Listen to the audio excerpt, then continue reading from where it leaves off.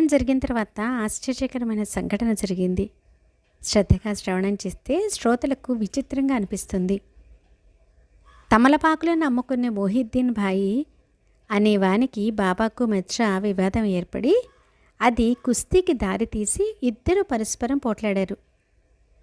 ఇద్దరూ చతురులైన పహిల్వాసులే. అయినా వింటి ఎదుట ఎవరి బలం సాగదు. బలవంతుడైన మొహిద్దీన్ చేతిలో బాబా పరాజితులయ్యారు. అప్పటి నుండి నిశ్చయించుకొని బాబా తమ దుస్తులన్నీ మార్చేశారు. లంగోటీని కట్టుకొని కఫ్నీని తొడుక్కున్నారు. తలకు రుమాల్ చుట్టుకున్నారు. వారికి కూర్చోడానికి ఆసనం గోనెపట్ట, పడుకోవటం కూడా గోనెపట్ట పైనే. పాత చింకి గుడ్డలను ధరించి వానితోనే సంతృప్తి చెందేవారు. మహారాజు పదవి కంటే పేదరికం శ్రేష్టం. పేదరికం అసలైన రాజరికం. ఐశ్వర్యం కంటే పేదరికం లక్ష